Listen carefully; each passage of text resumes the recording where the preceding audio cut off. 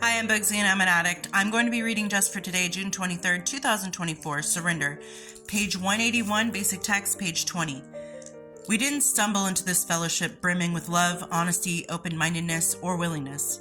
When we were beaten, we became willing. Surrender may be the necessary foundation for recovery, but sometimes we fight it. Most of us look back after some clean time and wonder why on earth we fought so hard to deny our powerlessness when surrender is what finally saved our lives. As we recover, new opportunities to surrender present themselves. We can either struggle with everyone and everything we encounter, or we can recall the benefits of our first surrender and stop fighting. Most of the pain we experience comes from fighting, not from surrendering. In fact, when we surrender, the pain ends and hope takes its place. We begin to believe that all will be well and, after some time, realize that our lives are much better as a result. We feel the same way we did when we gave up the illusion that we could control our using. Relieved, free, and filled with fresh hope. Just for today, is there a surrender I need to make today? I will remember my first surrender and remind myself that I don't need to fight anymore. So that part in the literature that says that after some clean time, we look back and we think, like, why didn't we surrender earlier? Why didn't we stop earlier? If I can do it now, why didn't I do it then? I definitely understand that feeling, because when I got sober and I started to take back my life, I started to have that overwhelming guilt of, if I could have gotten sober now, why couldn't I have gotten sober when it mattered to my girls, to my kids, to my friends and family and life? Why couldn't I do it then? And it's just because I was fighting it. The addict inside of me was fighting it, saying, no, we can turn this around. We can be productive members of society and addicts. It's fine. We could figure it out. When, if that were true, then we wouldn't have been in that situation. Then drugs wouldn't be an issue.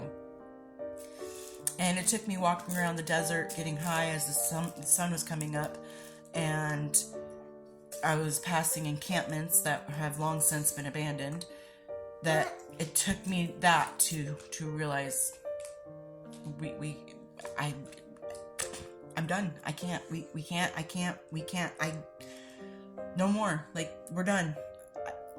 Like, this is gonna be my life. I'm gonna live in the desert or on the street, and I'm gonna start doing things that are against my moral compass, which I've already gone so far off the trails of my moral compass that I'm not willing to go any further off those trails to get my drugs.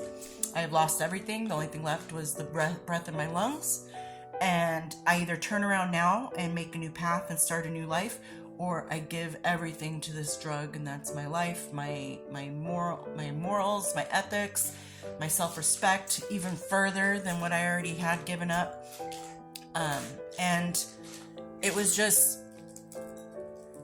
an eye-opener.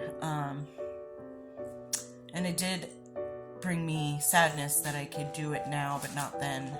And I started to realize that, okay, I have to surrender this, and I have to give up that, and I have to stop doing this. I had to stop talking to certain people. I couldn't do certain relationships. I had to even surrender things that I liked, because that would cause me to go back. And because I did that, I have built a life that I can be proud of, that other people can be proud of, that my children can be proud of. But there are things that I have to surrender throughout the day, and it could be something small, little, like, oh, you know what, I need to stop drinking soda and start drinking the sparkling water or whatever to get off of that. But sometimes it's steps. Sometimes the surrendering is steps.